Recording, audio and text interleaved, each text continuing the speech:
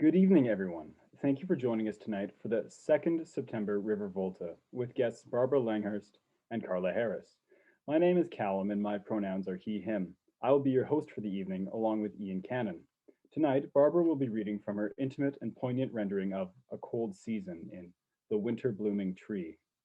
And Carla will be reading from their first chapbook, Obtain No Proof, which was published by Frog Hollow Press in their Dis/Ability series, and some brand new poems. Following these readings, we will have a short period for Q&A. If you have questions, please use the Q&A channel at the bottom of your screen.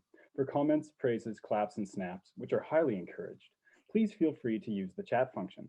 I would also like to point out that it's best to view tonight's proceedings in speaker mode, not gallery, as this will give you a clear view of our readers. But before we start, we would like to give a land acknowledgement. While we're coming together from different places today, I want to acknowledge that the River Volta is located in Saskatchewan on Treaty 6 territory and the homeland of the Métis. We pay our respect to the First Nations and Métis ancestors of this place and reaffirm our relationship with one another. All right, Ian, let's get to our first reader.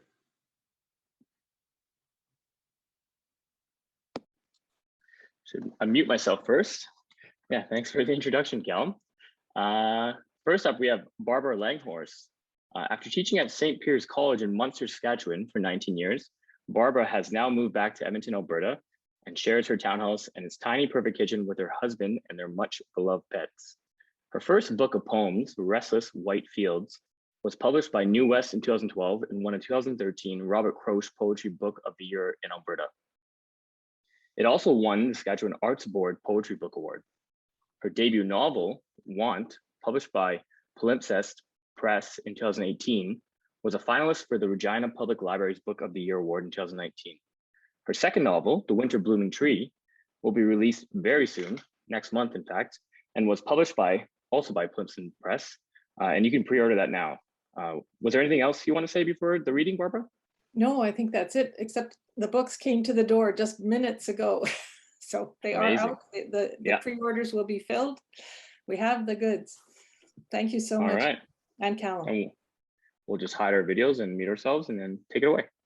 Okay, well, thank you very much. I'm really grateful to Ian and Callum and the entire MFA in writing program. They have just been fantastic. I can't thank Jeanette Lyons enough, and my publisher and many more people. I feel like this should be an Academy Award speech, but thank you so much anyway. I'm just going to give you a little reading.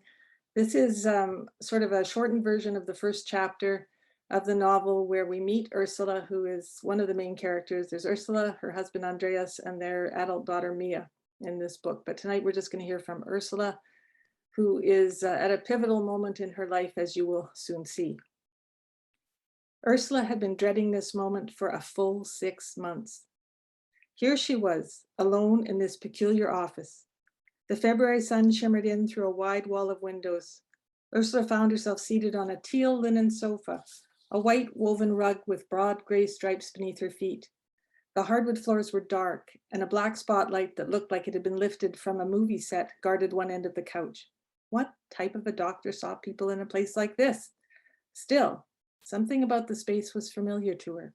The memory dodged her, and there was that feeling again, that strange emptiness, everything blank, so impenetrable and dull.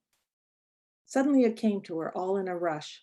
Her father had once confided that he kept a comfortable office so that his patients would find themselves at ease when receiving what was often the worst news of their lives. The room around her was as grand as the one she had imagined as a child, the day her teacher had asked her to draw a picture of her father's office, the mysterious place that Bapi went to every day, the one she had never even seen. After supper, when he was in his easy chair, reading the newspaper, she had taken it to show him. How he had chuckled as he looked at it. He had pulled her onto his lap, patted her cheek and pinched it softly, and called her his little treasure. And they had read an extra chapter of The Secret Garden that night. How she missed him, all the stories he told her of Basel. She missed both her parents. 40 years had passed since Mommy had died, and still, whenever she thought of her mother, still she ached. Even the joy of meeting Andreas and falling in love the next spring had not eased her pain. But she had survived, and now she and her siblings were busy with their own lives. They were all busy, practical people. Mama had made sure of that. And after their mother's death, Katrin and Norbert had never even mentioned the questions that could not be answered. Only Babi had seized on Ursula's particular grief, and he always made time to call her every single day of her adult life. How she loved to speak Baselutsch with him, the language of all her memories. And then he too had died just a year ago last December. Ursula had never allowed herself to break down, not even once. Nowadays, given her symptoms, her lapses in memory, it was more urgent than ever to maintain her intellectual focus. She demanded fluency. Second languages were supposed to keep the mind young. There had been a time when even little Mia understood the beautiful tinkling words, though that had less to do with their mother's Saturday lessons than with the fact that Ursula had insisted on discussing all grown-up, and therefore all interesting, decisions with Andreas in the old tongue. But when Ursula spoke at these days, Andreas replied in English, cheerfully ignoring her old-fashioned ideas. She knew what that meant. To him, it only made sense to adapt sooner rather than later, but for Ursula, it was not a simple calculation. Some concepts it simply did not translate. Yes, she had been teaching in English for almost her entire career, but for real communication, well, Canadian English was unmusical. Still, despite all of Ursula's efforts to cajole or entice, nowadays Mia rarely bothered to try to speak the old language unless there was some special favor to be gained by trying to please her mother. Ursula stared out the doctor's window, longing just to leave, to run away, to bury herself in her books, her research, but she had to see this through. She had to find out what was happening to her. She scanned the room, searching for clues. It really was the strangest office. There were no certificates or diplomas. The light gray walls were bare, except for two huge line drawings, abstract, hanging symmetrically above the sofa. There was a padded black leather Eames recliner with a matching footrest. That alone was worth a small fortune, she knew. Business must be brisk. With all the dementia patients these days, the tsunami of boomers washing ashore, drowning in the sadness of their sedentary lives. Ursula came to with a start. She could hear voices, a young woman murmuring in a deeper tone too, and then the hall door opened and in walked Andreas, tall, white-haired, fit, as magnetic and well-groomed as James Bond stepping off a Learjet. His smile surprised her. What did he have to be happy about? Some new toy, some new friend he'd met as he wandered around Midtown Plaza while she had been struggling through those endless, exhausting tests? He walked over to her and just stood there, looking down. Why was he wearing his public face, the charming one, even though she was the only person there to see it? You could always count on him to look so, what was the word? He was still handsome. Yes, he had always been very attractive, but that wasn't it. The exact word she wanted was somewhere beyond the tip of her tongue. He had a certain look when strangers were involved. She was surprised to feel a small frisson when looking at him, a little jolt of the old longing. For a half second, she forgot to wonder what he was up to. Before either of them could speak, there was a quick rap-tap-tap on the side door and the neurologist entered.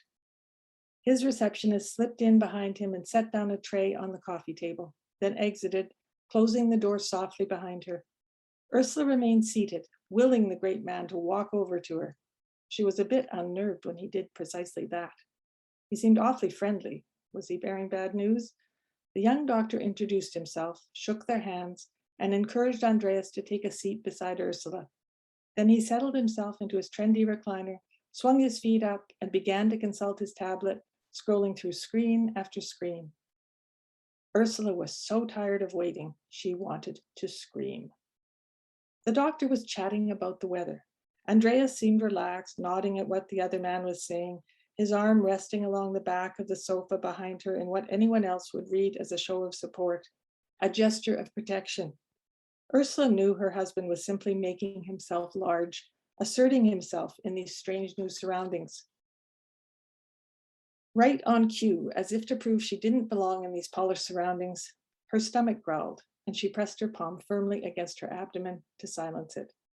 The doctor was explaining why there had been so many cognitive tests. We have to expect changes, he nodded.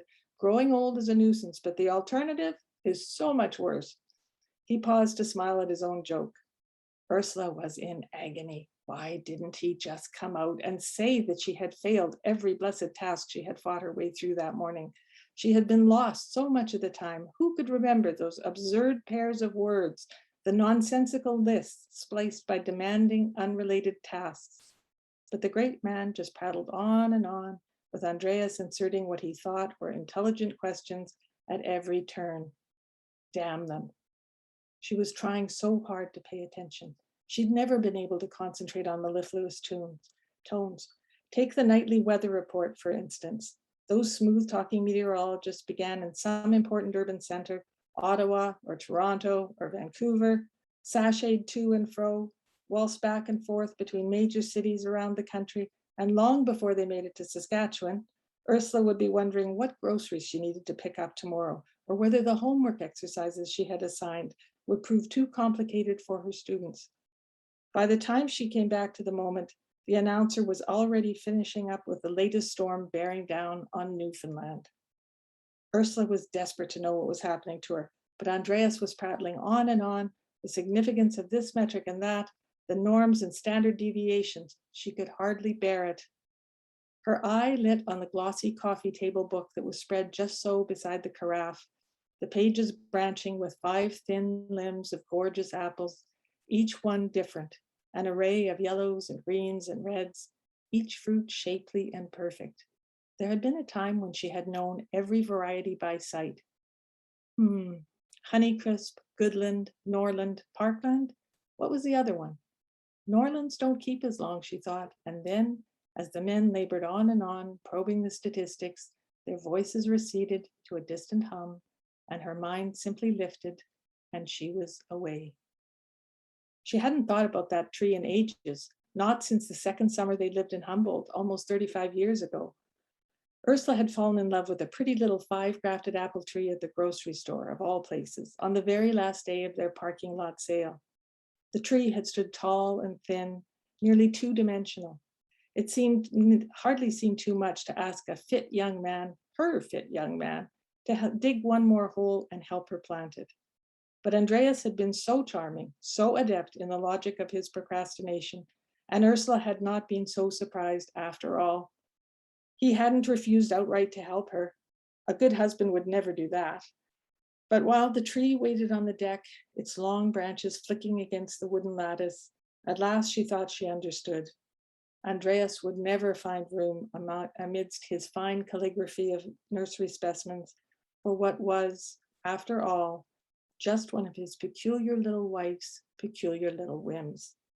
But because she loved him so, Ursula pushed that thought right away, and soon they lapsed into routine, not the routine of home, of Switzerland, no, never that again, but the new routine, the one they built to fit those days, to enfold their hours up there in Humboldt, Saskatchewan, Canada. Each afternoon they had labored together in the garden, digging and planting, so in love, so wordlessly in sync, until at last, exhausted and weary, they headed back in to fetch their evening meal. Even their diet was different here. When in Rome, Andreas joked, and all that free roaming Saskatchewan beef was really good. They were reborn as carnivores, grilling thick steaks topped with tangy gourmet barbecue sauce. And when it was time to eat, they sat side by side in their new slatted teak chairs, sipping Zinfandel and talking the day through, all while the pale yellow light flooded the northwest and the blue sky above gave way to indigo, punctuated with bright stars and luminescent pink contrails.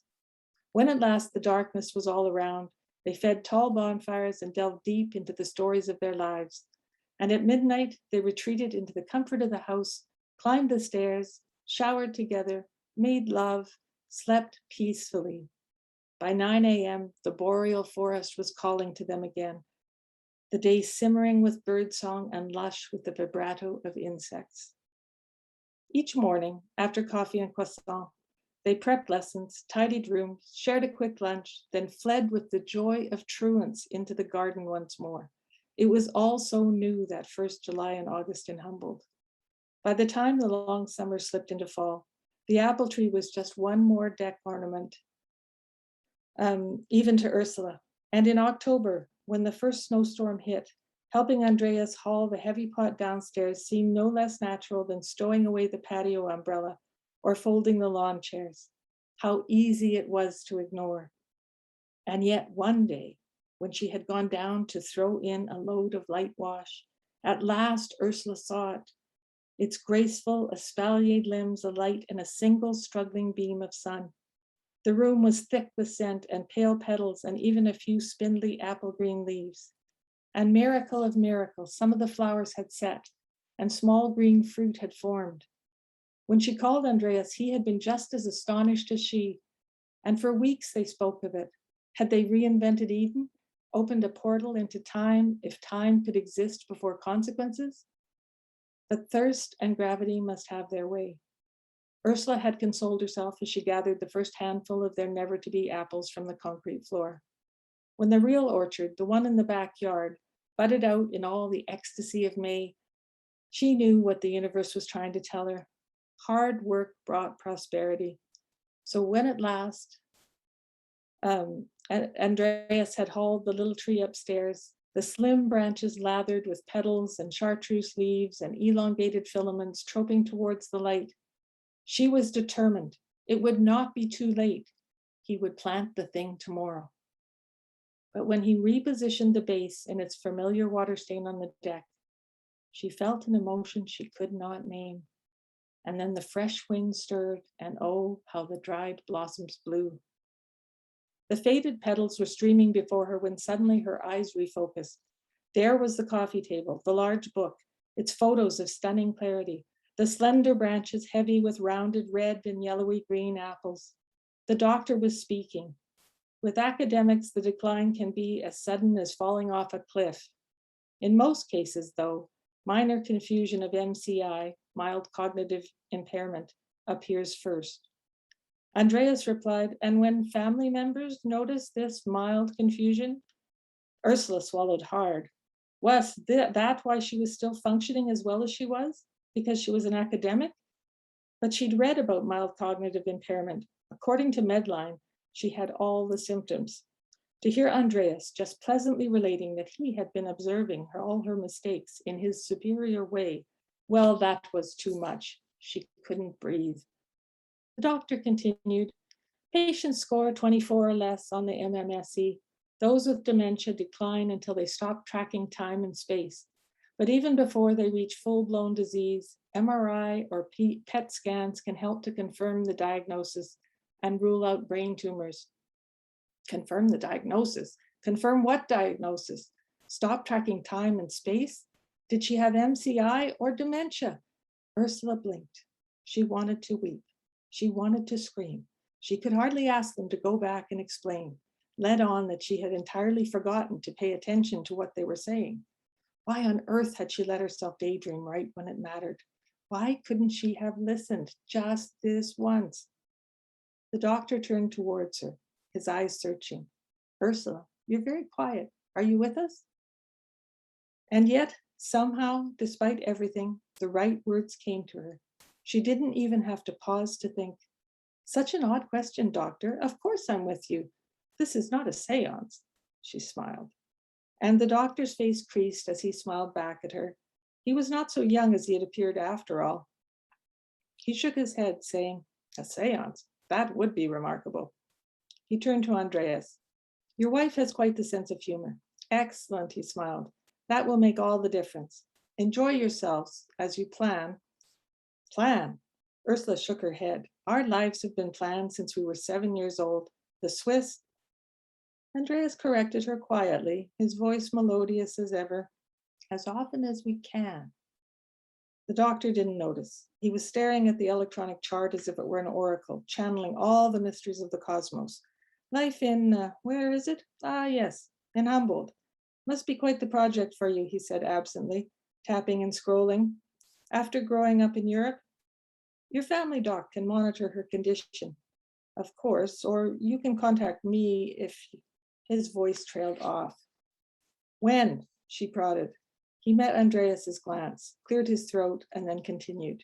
If Ursula exhibits any more of the symptoms we've described. Certainly, Andreas nodded. If Ursula hated anything, it was being treated like a child. I will monitor my own condition. Thank you, doctor. She corrected them both, pausing for effect. Doctor. And then there was nothing. Her mind was utterly vacant, a white space grayed with shadow. That space she had found herself in over the last year whenever her thoughts and words deserted her. The walls of her mind curved and warped, pure and blank before her. All that emptiness, that nothingness. She searched, but there was not one single clue, not one blessed word. She'd been so caught up, so certain she could prove her own capacity, that she'd forgotten the bloody doctor's name. She could feel Andreas looking at her, waiting. The great man himself, the neurologist, was looking at her too, with a type of interest at last. She could hear her own breathing.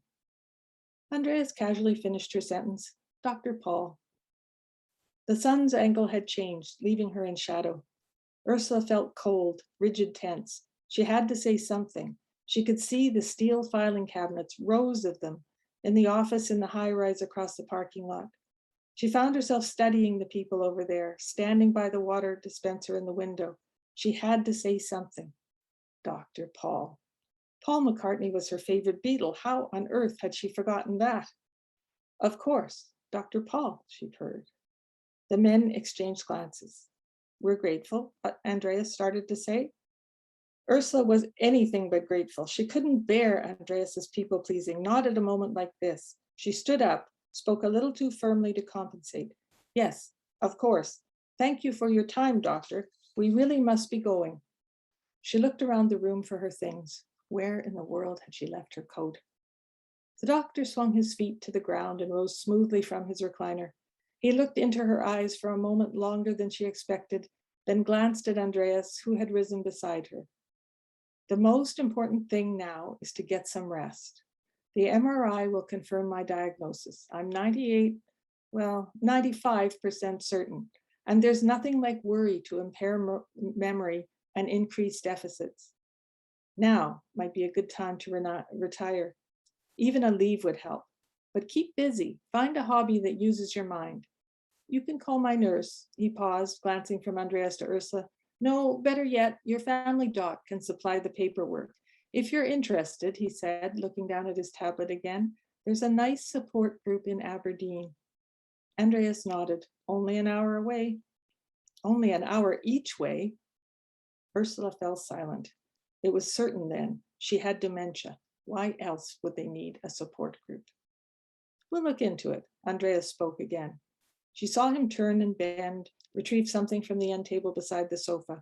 It was her ski jacket, the one she had found on sale last week, that deep, rich fuchsia color. She was surprised to feel a fine surge of pleasure. She had completely forgotten it. He held it out for her, and she slipped her arms into the down-filled sleeves while he guided the collar. She drew her gray mitts and knitted toque from the pockets while Andreas pulled on his dark woolen coat. She was looping her scarf around her throat when she heard Andreas talking to the doctor once more. Time off sounds like a good idea, and we'll be having company around the house soon. Our daughter Mia will be moving home at the end of next week. Perfect timing. Mia, moving home? This was the first Ursula had heard about that. She felt as if she had stumbled into some parallel universe. Her face went taut, then blanched, and all at once the blood rushed back, and finally, at last, she knew what she was feeling. She was enraged, absolutely furious. Of all the ridiculous ideas, why in the name of heaven would a journalist move home to a one-horse town like Humboldt, where the most widely prized news items were the obituaries? And why in God's name would Andreas choose this moment to blurt it out in front of a stranger when he had not yet had the courtesy to tell her? She knew what he would say when she asked him, that patronizing tone he always used, the one she loathed, the one he always used nowadays. We discussed this, we discussed that, we discussed it. His superior tone made her want to spit. Well, they hadn't discussed a blessed thing, not this time. She stood absolutely still, stiff, raging inside. I'm not ill, I'm not. It's the stress, the students, the isolation. I am not ill. Her mind tried a new tack. I'm busy. Yes, too busy. I'm burnt out. Absolutely. Isn't that how everybody else explains these types of problems? No one in my family has ever had dementia. She knew she must not give the men any more information. They had already guessed far too much. She would not reveal her terror. She straightened herself, walked silently across the room, turned the metal handle, pulled the door towards her, and set off down the dim hallway. She could hear Andreas's voice rise before the door clicked shut behind her. For a moment, she walked in almost complete silence, the rustle of her jacket the only noise. Then the door opened again and closed, and she heard him hurrying behind her, his stride heavy as he labored to catch up. They were at an intersection when he reached her. He tried to take her right hand. And that's where I'm going to leave it. So if you're at all interested in what it's like to be in a family where one of the parents is losing her memory and the other one has problems that he's withholding, and the daughter has to deal with all of that, then I welcome your patronage for my book. So thank you very much. What an ending, Barbara. I think I had some anxiety of my own while reading it or like listening to it. This is not beer, by the way. This is iced tea. I looked up mild cognitive impairment.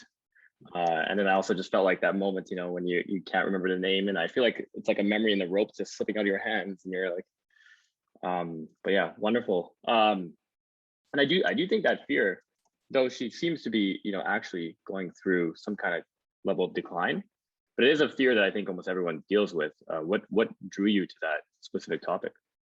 Well, I've always had trouble with my memory. I live in my head. It was funny. I had a furnace man here the other day repairing my furnace, and he confessed to me that he often loses tools on job sites because he forgets them and he's absent-minded. And I said, well, you know, if you were in the English department, no one would think that was odd at all.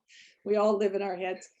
So no, I actually had a friend who had a brain tumor and went through some of the things that happened in this book, and she unfortunately died. But the book is somewhat based on what happens to her, but also not. Right. Callan has a question. He has he was writing it before in our little shared document. If he wants to pop in and ask it. I'm not finished writing it. I don't even know. Question. So thank you for putting me on the spot here, Ian. In undergraduate and graduate poetry classes, there's often talk about the transference of skills between poetry and fiction. Did you want to speak on, I don't know, any way in which your work in poetry assisted your work in fiction, or how they influenced one another? Well, it's funny, poetry was my first love. I studied poetry in university mainly because I signed up for a course where I may have said this story before, forgive me, where the reading was 15 novels, 5 plays, and assorted poetry in 3 months. So I bought all the books and took them home, and my husband said, you're never going to read all those books. And it turned out that the class didn't. Anyway, I dropped the class and went into a poetry class, which was great because poetry is short. So you can always get your poetry reading done ahead of time, but reading those 15 novels would have been a chore. So anyway, I ended up studying poetry and reading it and writing it for 20 years really before my book came out. And I was sort of beset by the poetry muse when I was at St. Peter's, because it was my job to arrange a bunch of workshops. And I arranged one and there weren't enough people for it. It was a poetry workshop. And so I sat in and that was it. I was hooked. But I think of all writing as poetic, and I think those skills are really useful to keep your readers engaged. Some people find it too poetic, maybe, I don't know. But I really like a poetic novel. I'm a big fan of people like Anne Michaels or Michael Ondaatje or Guy van der Heek, for that matter, very poetic writers. And I think I've probably overtalked here, overspoke. But anyway. Oh, great. I have one last question for you, as someone who is just about done their second novel. What did you learn from that first one that you stole from the second one that you're like, oh my God, I did this completely wrong in that first one? Well, the first one, I agonized about structure. I've told this too to the MFA, that I actually wrote out the plot and cut it up into little pieces and put them in a hat and pulled them out. and pasted them in the order they arrived, and then ordered my story that way. And then I found that that was really a terrible way to order a story. It was fun. I felt like John Cage or something, but it showed me that it needed to be much more chronological and not have too many flashbacks. So in my second novel, I didn't have the same anxiety that I wouldn't be able to hold the story in my head. I found it much easier to hold the story there because I had done it once. But now my problem with my third novel is that I can't start writing. So I've been reading this fascinating book recommended by the lovely Sherry Benning on Acedia, which is the noonday demon, which makes you want to do something else when you should be doing the things that are good for you. It distracts you and makes you feel like there's endless amounts of time and you really don't have to write today.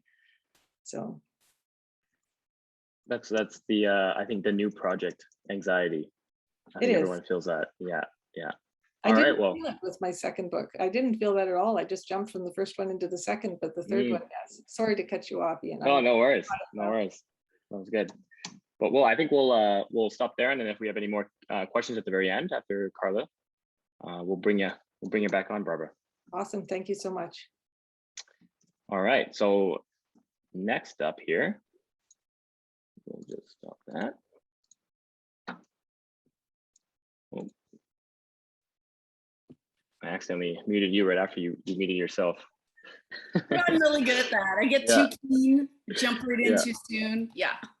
No worries. All right. Well, thank you for joining us, Carla. We have Carla Harris here, whose pronouns are she, they. She's a disabled queer writer, performer, and interdisciplinary artist from Treaty 4 territory, and currently living in Regina, Saskatchewan. Rooted in music, theater, spoken word, and performance poetry, they are a NAP champion.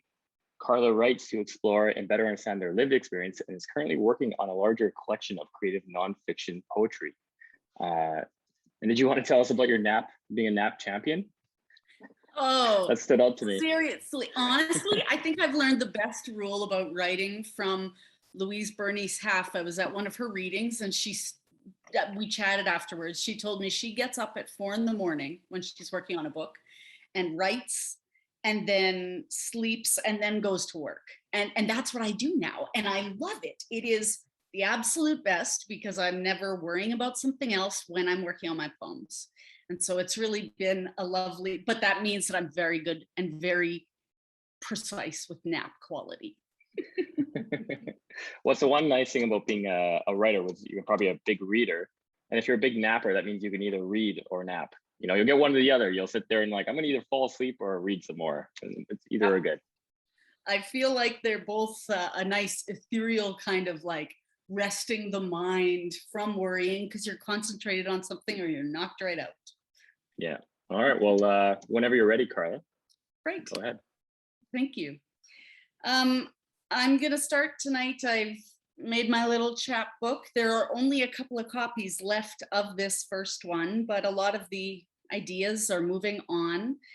And before I jump right in, I wanted to mention, thank you, Barbara. It's really interesting to see when you're writing about things like going through the medical system and the doctor's appointments and stuff. It's something that I really relate to through my experience with epilepsy. So really lovely. I'm looking forward to that book. So I'll start with a poem I called We the Disabled. We the disabled adopt homes out of necessity, rotate in residences which are symbiotic, eating us to protect us. We are residencies for your research. We're used to pinpoint cures that let you reclaim us as human. We are cut into patterns, theories, and arpeggios of constructs, concepts, and saved for exclusive case studies.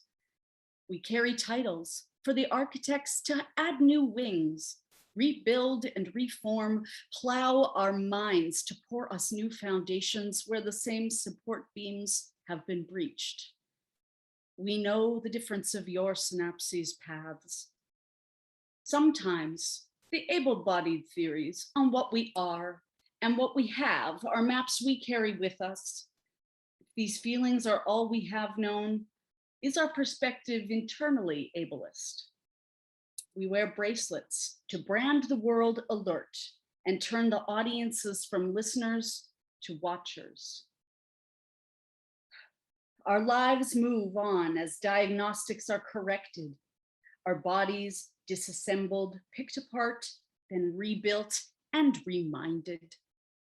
We are placed in line after line, reassigned, prodded and pushed, sent to alternative homes, lives. Our sense of the present is encroached on rooms, medications, games, and language. Our illness keeps us as children in your eyes. Mothers keep mothering until they are no longer.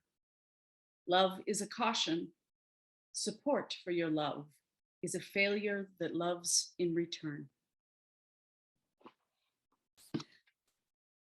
So I've been experimenting with basically a lot of, I've had epilepsy since I was young, and we just didn't know it until I was doing my master's, and suddenly things started to make more sense when grand malls started a little bit later. So I am going to go through, in these last few years, I've been experimenting with trying to write about what seizures are like.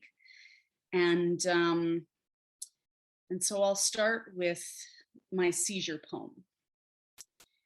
Waiting at a stop, calling out inaudible breaths, choking, muffled catastrophe, listening for that ring around the sink, dries, concentrate, and I awaken amiss after seizing, where crisp cornered lips retch, the way sleepy eyes crumble. But it's harder to brush the static speckle from chewed cheeks, a bruised tongue, the clench that whips saliva soft as beaten egg whites to crystallize like after eyes, a cluttered lace that shatters softly when a thread is pulled, a snag to intercept awareness. Delicate as strands of newsprint ash afloat after flaring, the synapses of my strain grow unfelt, unheard. They're scattered among apologetic words and motions that seep from me unattended and gust like a violent wind. I only see my illness reflected in the eyes of each observer after the body's thrashing, when unsanctioned pain hasn't yet set in. And this one's called From the EEG Telemetry Check-In, which is the particular department that you go to get your seizure patterns tested so that doctors can figure out what section of the brain any damage or misfires is coming from. So from the EEG Telemetry Check-In. 1. I thought the boy next to me was about 12 until his father unfolded and ironed out his legs, the bed filled with one long outstretched man. He confers with father without words. 2. Telemetry is defenseless, suspended security.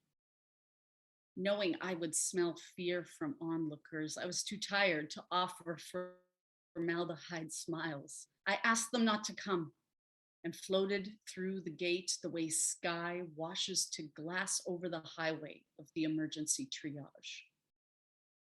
In Ontario's seizure testing unit, I'd met a mother who liked to bake, a young man who missed his son every day, a girl who could play crossword while talking constantly, too young to notice that she already was the caregiver for her entire family's children. She dropped out of school to bag groceries in the back where the company let her work as long as no customer sees her fall and all that. We had all bonded, first talking, then experiencing what we can never ask our loved ones to describe fully. Does your peripheral vision dissipate like a fog from all sides? How does the fear set in your gut?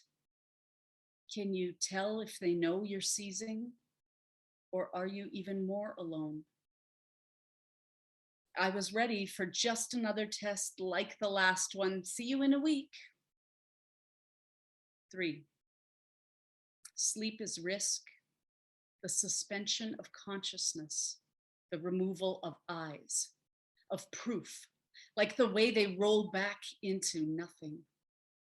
To sleep less is to see more, to know more, present in great detail, living photos that carry constant proof. 4. I am a hallucination. The nurse approaches hourly to ask if I know the date, the hour, my name, my age, and that's all that is said. They tick at the boxes and tubes and receptors that drink me.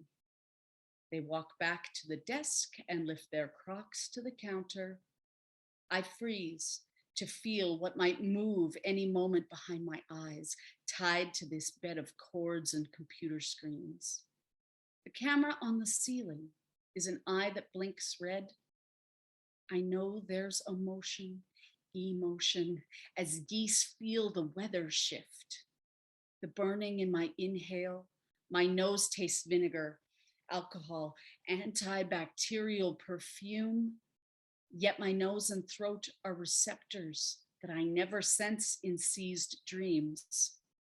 They are proof that I am awake, which means at least 36 hours have passed. This body shows no remorse, so I know no seizures will happen for me here. They will obtain no proof. It's my word against a silent alibi sent home with nothing. The ICU is the department. Normally, when you're in other provinces that have committed more to healthcare than Saskatchewan, you have a department where, as I described in that section, you're in it with other people with the condition and they're trying to figure it out. But here, when I've had to go in Saskatchewan, you're just in a ICU unit. And so you're seeing people in other horrible scenarios. And it's pretty traumatic. This one's called the ICU. The ICU breathes shallow, scattered sighs and snores collide with invisible phone chatter. Unanswered analogs cheep and call and response for digitized birds that make incisive cries, untaught, but programmed at birth. Bed 3 tilts near the window. A mask swallows her snore under half-open eyes that flitter in the rafters, snaking along the empty curtain tracks she can't close. Breathing in bed 2 metastasizes in sound, only for the creature's exhale, a soft, pinched balloon slowly deflating.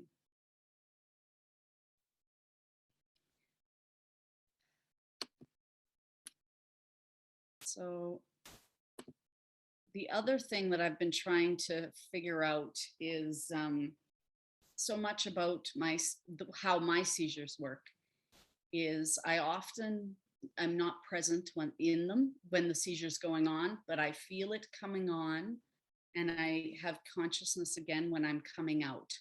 And it's an odd time where you feel a lot of just creepy things. And so I've tried to describe that part. It's called fractured. The gut clutch is stealthy. A seizure abducts me, wipes my settings. It's desolate to isolate. Tremors surge from nostrils, lungs to eyes to the pelvic floor.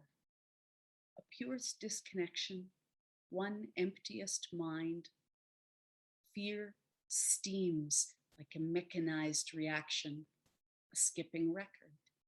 A distant crumbling avalanche, a page in the wind, a fossilized seashell, a stiff plank across the ditch. Thoughts invert to senses as I enter a peripheral coliseum that takes my breath, my eye, my intuition. I sense the heartbeat of a light swish, pressure changing radio, deep drops down a soundless hole. A chasm, artwork inverted, negatives reverse red to cyan, green to magenta, familiar auras swoop eyes as optimal zoom lenses closer, tighter, finer, but different, throbbing, syncopated sounds of breath in wordless mouths. I want an observer to catch that exact moment as my mind dissipates, to silently know, and to stay next to me, wordlessly knowing.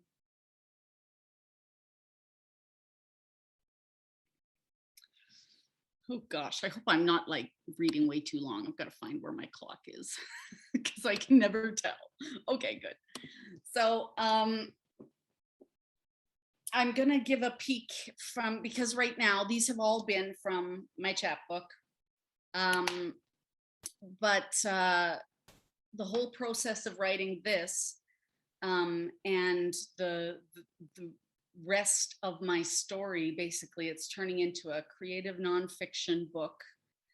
A lot of it's about these things about my health, because that affects your everyday life. And what that has affected most for me is I have had an experience being sexually assaulted, and in a taxi, which was, so much of this is because I couldn't independently travel in our town. I was just trying to get to an arts building that doesn't have buses. So so much of it, I was writing these poetries about my body and my health, and then all of these other kind of bits of the story that are more about the oncoming trauma that can come from just having to rely and trust other humans. So that's going to be my next book, and this is just a peek into some of that work. I call this one From the Studio. At my first printmaking class, I drew the prototype of a human temporal lobe. This section of the brain was unlike my own left temporal lobe, which was taken when doctors discovered an injury had quietly grown inside me by never fully growing. In my sketch, I could portray my damage, caricature the tools the surgeon used to lift my steampunk chunk of brain, my matter. I only functionally rough, pulsing and whole, and pin my unborn sketch in a floating pair of handless pincers. Let them lift my lobe intact, as though my body had fleshed out in a childhood, as vibrant as what I do remember. My teacher was thrilled, certain I'd drawn a steampunk heart that was torn free, a boldly anatomical image. We could press it above a t-shirt pocket. The bearer could tuck it safely near their heart, pat the pocket firmly, offering strength to all extracted love. They could wear my story as the memory of a body's intentions. The pincers could hover, ready to tuck away the sliced piece of self to be safely kept. And the rising seizure, which I will never foresee, I will never see, only foresee in an aura. And that was a sign. One safe trigger, the knowledge that no one else will really understand. It's the way I understood Ted's breast pocket, his indescribable and shy solution. He was our longest serving farmer at every Saturday's market and would pat for his pen when you spoke to him, reaching for words in his shyness pinned there like it could be contained. He could lift out his unshattered words wholly and unstammered, expressed with certainty, smooth as the unwritten ink. Concealing wellness while boldly wearing pain is an art. Displayed as Otto Dix had offered in his card table of bodies who were rebuilding games to survive, just like this child who called her auras déjà vu and never thought it important enough to mention. And one last poem. Thank you, folks, for this opportunity, the chance to read with you tonight. I don't write poems.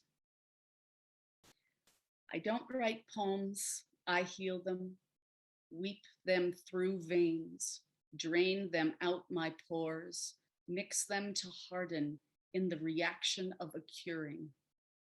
I carry pain poems sustained inside my childless belly, carry them to term.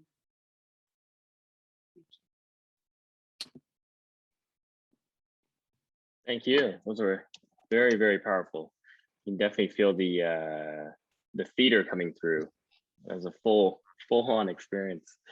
If anyone has any questions for either Barbara or Carla, you can put them in the Q&A, but I got some to tie us over. So many of your poems have healthcare related stuff in them. So I think seizures, epilepsy, you have some ICU visits. So I think it obviously begs the question, how has this pandemic affected your writing or even your life? It seems like they are in tandem. Sure. It's totally interesting because there have been benefits and there have been, challenges, right? Like it's tricky, of course, for someone like me who can't drive and also has had a horrible experience, who is now only taking buses because to go one-on-one in a cab is something that I kind of trigger at, so I can't really do anymore. In the sort of situation that we've had, a lot of adaptation to things like the arts and other practical things like being able to get groceries has all happened in ways that folks like me, disabled folks or seniors or single parents or like lots of people have always really wanted, right? Like you never used to be able to click buttons and have somebody bring you groceries. It's amazing for, not wasting too much of my energy because my energy does trigger my seizures. So things like that I can prevent now and being able to work from home, it's amazing. Oh, I love it. I don't have any of the stress of, so much stress comes from, how you have to deal with other people being afraid when you have a health condition. And if somebody sees you sick in the workplace, it can change the relationship with your boss and the positive experience. But working at home, my production rates are great and the work that I do. So there's so many folks just like me who certain things that have had to adapt, just like being able to watch all of these readings. I watch way more readings now because I can do it from home. And so certain things with their accessibility as we adapt and really make sure options for things like captioning and stuff are available, it has such potential to be a really positive thing, I think, for all marginalized folks or just people who for any reason don't have the same access to money or other options for independent living. But it's been really great for my writing too then, because it's made me not go anywhere and get distracted. It's gotten me into a nice practice of, writing in the mornings and stuff like that has been just really good for me personally. Yeah. That makes a lot of sense. I think when the world, stops or structures itself around non-movement, if you have those kind of impairments, it makes life a little bit easier. I know from implant to Saskatoon, I don't drive, and definitely the groceries situation has been very, very easy. Yeah. In your last poem, I don't write poems. That was interesting because it was almost one of my questions right before.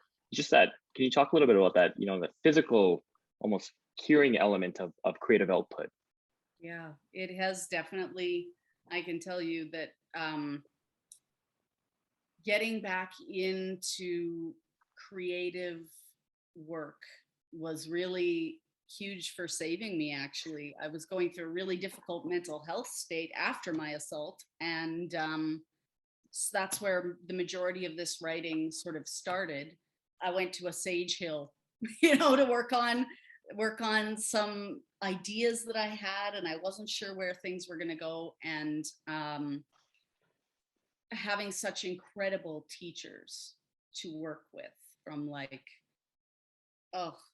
it just really gave me that ability to step back and process the pain that I was feeling at that time, and realize that I'm not still in that same position of fear.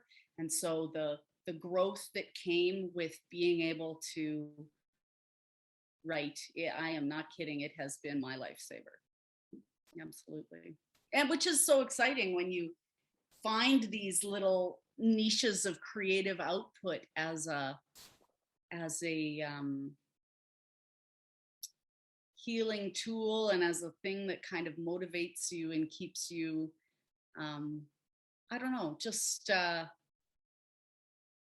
seeing yourself in the larger world. Like, I've been reading so many more books that are kind of Me Too themed and stuff, and story ones. Like, I just got the Sue Goyette edited Resistance collection, anthology collection, which there's just, things like this are just so relatable. And it's been lovely, because I feel like, as awful in many ways as a lot of this transition and Me Too and stuff has been, in the long run, it's been a much needed process of grief that I think people have need to come to terms with and start to work on. I think it's been, tricky and fortunate for me, actually. I feel like I've learned the most important things from this whole process.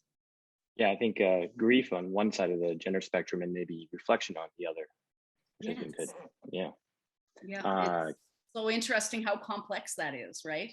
Because we're taught to think of grief as like after death, when really it's, so many things. So many things. We got a question from Callum. Which of the disciplines? So you talked about you have some history in music, theater, and then poetry, and a little bit of spoken word. That's what I was looking for. Which one came first, or like, what was the natural development there? Sure, I was definitely a singer first. Like, I was that kid that made up songs and sang them at class and stuff. Like, just, so funny to look back, because then I went through, I did my undergrad in music, and I learned a wonderful lesson about how sometimes academia can really cut your confidence in a traditional setting, right? A little bit. And so I had moved into arts admin because I loved so much of that sort of. So, I mean, I feel like I'm just kind of a person that gets really excited about an idea and switches things all the time. Like, music was where I started, and then I had gone off to do running, business for the running of the arts, and then wound up slowly back into spoken word was kind of what got me going. I had always written poetry, but never really thought about it very much. But the spoken word community and having that outlet for, it's almost like trying it out. You get to stand up and give the poem, and you see what moments connect with people, and you get other ideas from what you're taking part in. And so that community, like performing for about 10 years here in Regina, is really what